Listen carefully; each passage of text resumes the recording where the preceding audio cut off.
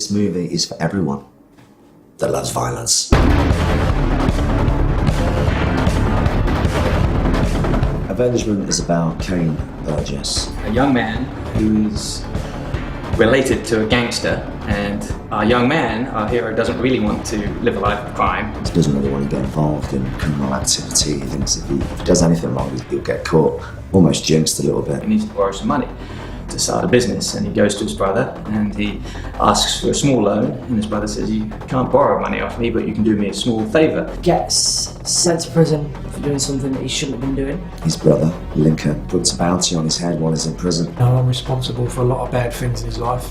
He's transformed from a naive kid, And when Kane comes out of prison, he comes looking for me. and he goes to his old haunts to find his brother and the other people that put him in this situation. Instead, stitched-up brother comes back with a vengeance. Kane goes to a pub and holds everyone hostage. And then we flash back the story as he explains how he became the guy that he is now. And there's that ferocious, energy between two brothers who don't get on, but one of them wants really, really, really deadly revenge. To exact his avengement.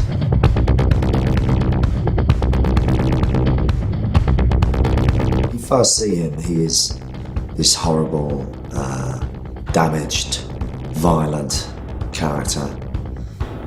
He looks scary. For the first 2/3, he's a psychopath as far as you're concerned. What on earth is going on here? He's wearing the black hat, so to speak, and it's only as the third act unravels that you realise, no, he had an ulterior motive, and there was a reason to all of this violence, and there's a reason to it. Certainly when you see him way back when, he's much more innocent, gullible, younger sort of character.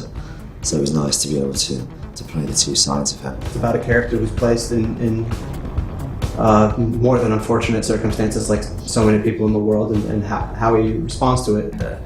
While he's in jail, awful things happen, and our man is turned into a completely different character. His brother tries to have him took out, puts a bounty on his head, then he becomes this dangerous prisoner, and then, his life in prison is hell. He has his teeth smashed out, he's scarred, as you can see, he's hit with this prison napalm. My character's life on the inside is made a complete misery. People are trying to kill him left, right and centre. It's a completely paranoia-fueled existence. Not that I've got any sympathy for him, because he's coming causing trouble in my pub, and he needs to be dealt with as well. No. He wants to get his life back, and that's the most things is how he evolved as a person, as a human being, getting back what he need to get without having any fear. He becomes a killer and a hardened fighter in his own right, and a chain of events sees him released, and he comes looking for his brother to settle the score, so to speak. I've actually done bad things to get myself to this point, so definitely wouldn't call him a hero, not in the slightest. He's a villain, but he's the lesser evil, and he's there for a reason, and the reason is the guys he's going to take out. They turned him into this. They made him this horrible, hardened, rusty nail, and now they're going to have to pay for what they did to him. And that's our story of avengement. We cast, and we worked very, very hard on the cast on this movie. Joe Karimi and myself, as a producing partner, we looked for the very, very best. We were lucky to have Jeremy Zimmerman casting it, and he was very careful in not letting us take on actors that weren't of a calibre that did the best of the film. My character, his name is Lincoln Burgess. My brother in the movie is played by Craig Fairbrass, who, watching that guy for a long time, going back to Cliffhanger. Really happy to have him. He's a great physical presence. My character, because I look like this, I'm an intimidating character, so it was really important to us that we get the guy who's playing my brother to be someone who's, you could legitimately believe that he's a dangerous guy, an intimidating presence. Craig Fairbrass certainly has that. He has the size, the build. It's a treasure to even be able to see him and Scott work against each other. Some of the dramatic scenes we've done with some great actors, like Fairbrass and Louis Mandylor and Nick Moran and all the other guys we've got in the pub. And I'm sort of one of the architects of his incarceration and death. So yeah, you're like number two baddie in it, not the brother traitor, but the sort of the best friend trait. I'm probably Lincoln's biggest guy, aren't I? So, Yes. yeah, so You're absolutely the biggest guy in the movie. I'm Lincoln's big henchman, so. Play a character called Tune, who knocks around on the streets a bit. He knocks around with all the gang, the gang who are, you know, out doing things that they shouldn't be doing, you know. Tune likes to think that he's the big lad. He's quite a bit, acts all the big hard lad, clever I am. But in actual fact, I think he's just quite, I think he just enjoys being with all these big gangsters and being with all these cool sort of people and tries to be like them, but I don't think ever will be anything like them. But I do get to, you know, I get to shoot a gun, so I have a bit of fun with that.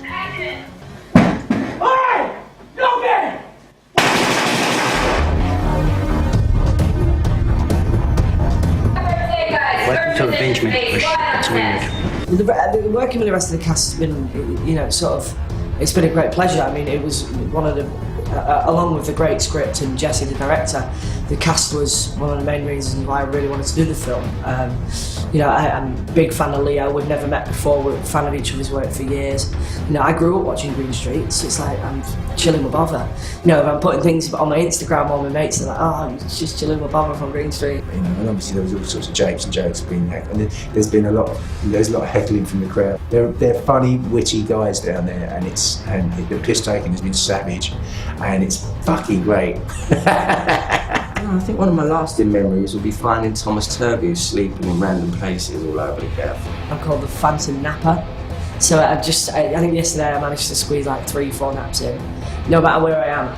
Because being in that pub, it's dark, it's smoky, it's hot. Just sitting in there and sort of sitting in the background a bit while the shooting is, you just sort of get knackered. And I'm finding that I'm just falling asleep all day. So if you're looking on social media, you'll find photos of me asleep in the most random places. I just sneak off for a minute on my own and just have a 10-minute nap.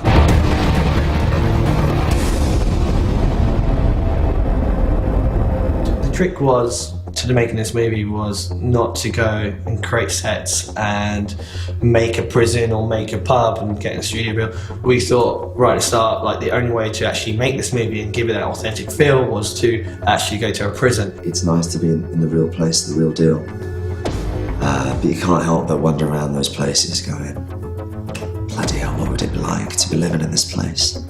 To know that you're losing years of your life. And we had to really work out where we're going to be in this prison. It's just so many rooms, and the famous thing about the prison is that it had some of the most notorious gangsters in the UK stay there. That in itself, that we were shooting on a piece of history, really, on a piece of British history, was you know, it's quite an experience. The jail, Canterbury, it's like unbelievable places that I couldn't build them. Even if I want to build them, I couldn't build them the same way that they are so authentic. And then when we came to the pub, we thought it'd be really cool to actually get a real pub that's being disused so we can have the run of the building. Funny to say, we are shooting in a neighborhood that used to be pretty rough not many years ago, and used to be dominated by the mob as well. It's been really good to be in those environments because the crew, the cast, they feel it.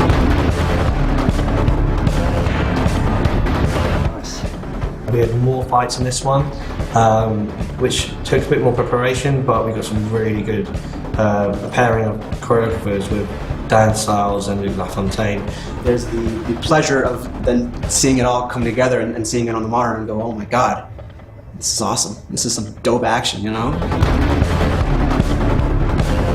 Why should you look forward to the final pub scene in the movie? Now that is what you're going to be waiting for. I don't want to give anything away, but the pub fight just is sort of the culmination of all the tension and the violence and everything that's happened in the movie. Last line everywhere, and you know, horrendous. You wouldn't want to be there in real life. The fight scene in this film obviously phenomenal because he's got his guys here who choreograph all that stuff. The reason that we've got this major stunt team is because Jesse's giving them some face time and some character name and credit on IMDb. Otherwise, they'd all be working on the Bond or whatever, or Bourne or some other massive action film. So we're really lucky, and I just love listening to them, you know, and chatting with them, and you know, talking about my little CSE and karate while they're ninjas. Called up a bunch of the guys, and we were fortunate enough to get Lee here. don't know why we had to get a second camera and new lenses because Lee can't fit in a frame. And then we had the secondary task of making sure Lee didn't destroy the set when he went through things or put big dents in the floor. When Lee and Scott fight, it's like Clash of the Titans. There were moments where I thought, oh my God, this is like scary, because I'm in it, you know. Then I had to come out. I thought, no, I'm not scared, I'm hard. You know? So I came out of it and back to Bez. There's a lot going on in one scene. You know, in the way it's being put together, the way it's being structured. I think it's going to be really, really entertaining for everyone as well. I mean, that's my favourite as well, because I'm in it as well. But, you know. Why did I know you were going to say that?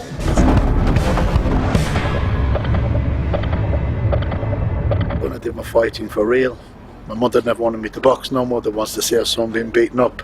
She sees me beaten up and killed in the films all the time, and she loves it because she knows it's not real. But Scott makes it look real. You know, and the stunt guys were training me to do the fight scene. You know, phenomenal at what they do. You know, I take my hat off to them. Well, when you're fighting somebody like Joe Egan, who was the sparring partner for Mike Tyson, you better be very careful that you dodge that left hook, because it will take your head off. When I spoke to Scott on the phone, I said, Scott, do I get to win the fight? He said, almost. So I almost won. I'm always a bit wary of fighting real fighters, to be honest, because some of them don't get about not actually really hitting you. So sometimes you can be a bit hesitant, and really for it to work perfectly, you need to work as a partnership, be in unison with each other. You know, it's meant to look like you're both against each other, but actually you're playing almost like dance partners. You know, screen fighting's different. But Joe did a good job. He didn't take my head off, which is always a good thing. It was a good effort. I put up a good fight. You know, I know I'm fighting the star of the film, so I can't win, but I gave a good account to myself. We've gone out of our way to make this film grittier and more realistic. They're a bit more real than some of the stuff we've done in the past. Very gritty, realistic, violent. Jesse Johnson, the director, loves a bit of violence. I do as well, so definitely spilling a bit of clarity. He's more aware of what looks good and how to shoot it. So when it comes to the fight stuff, I write it with him or on my own, and he then looks at that and takes that and makes it a reality and adds his to it. And it's a very interesting thing. It's, you know, I will direct some of the shots and do them, but with the actual pure technique stuff, that's Scott. I mean, Scott is a workhorse. He's not even human. He's got the most amazing work ethic of any action star ever. And it's always a joy working with him. Okay, and again. It's great working with Jesse Johnson, the director. I think this is my 5th film with him in the space of 2 or 3 years. We've done a load of work together, and even did one way back when, so this is the 6th movie. They know exactly how they're going to do the fights, how they're going to do the dialogue, and they have a natural chemistry, which makes it a lot easier on the floor when we're actually rolling the cameras. Well, I'm very, very lucky in that I work with probably the best fight guy in the world at the moment, Scott Adkins, who's basically the living embodiment of a visual effect. Jesse is a very, very talented director that know how to get out of Scott not just the action, but the acting. He sort of lets you improvise quite a lot. He lets you do your own thing. I remember when I first come on board the film, you know, we spoke on the phone, and you know, he was saying, what do you want to do with the character, what accent do you want to do, how do you think you do this, how do you think you do that.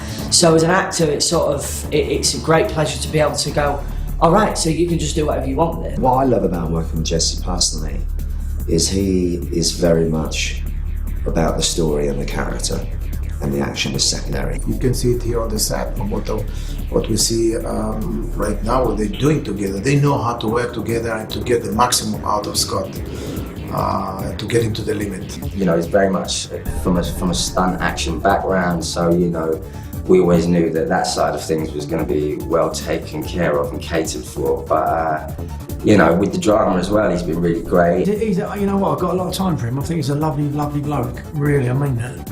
Knows his shit in his genre without a shadow of a doubt. The cast coming together, you know, he's put a really strong team together. be able to make a film, an independent film, and to give all of the freedom to the director and to help him out to get his vision. And he has, for X amount of days, total freedom to do what his vision wants. And for Scott, there's no any pressure from anyone to do your vision. That's one of the greatest things that I like in independent film, because you have the spirit of freedom. Every Jesse Johnson film I do feels completely different to the last one. And it's been really interesting. Coming together really well, and the action looks great when you got minds that think alike and good talent. Can't wait till the movie's finished. That's what you want, and it's great collaborators. All this, I studied the French New Wave and the auteur. It's all horseshit. There's no author. You really do rely on a group of collaborators, and we've got some great ones on this. So it's been thrilling. Moved away from England 25 years ago, so when I read the script, it was with a view to how I formulate a very polite negative response, as in I can't quite do it right now, it's not for me. And about 75 minutes later, I finished the script because it's a very fast read and it was very compelling. And I swore at the top of my lungs and said, I should never have read it, because there was something about the third act that really, really profoundly affected me. And when you read a script, you look into how you're going to make it and what you might be able to do to help tell that story. And I just felt the overriding concern that someone else was going to get this script and someone else would direct it and do a bad job of it. So I felt that I had to do it because I didn't want anyone else to do it. And that's usually the best reason for choosing a script. It's not just a linear story, it's a little bit more sophisticated, because usually you always have one villain that is a villain and one guy is a good guy. But here it's more complex because you're talking about a family.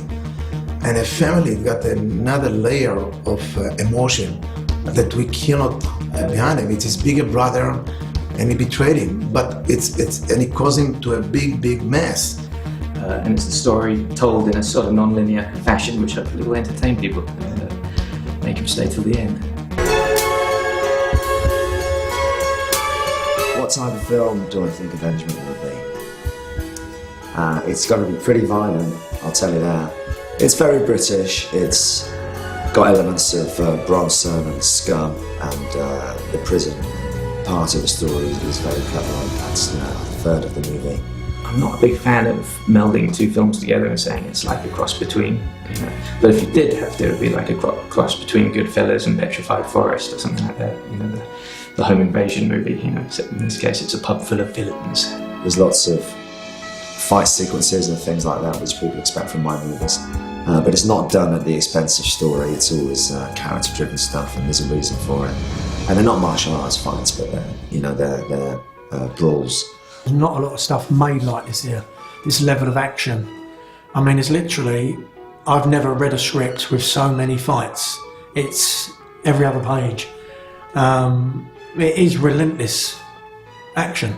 This thing where it's about that high-end, high-concept action that you don't normally see in British or European films, and bringing that to what would be a sort of Essex classic type sort of gangster film. It's a very, very interesting mix. I think, and we hope, that will elevate it, from the genre. I think the drama, as opposed to being, with no disrespect, some stuff going on in between fights, I think the drama in this will really elevate it. I think something a little bit unexpected, more character-driven. And that's the plan, is to just reach a little bit further than we should, to aim a little bit higher and to overstep ourselves as much as we possibly can every day, and hopefully make entertainment that's of some value. It's not just kick bollock and scramble, you know what I mean? I think it's just going to be a great fun film to watch.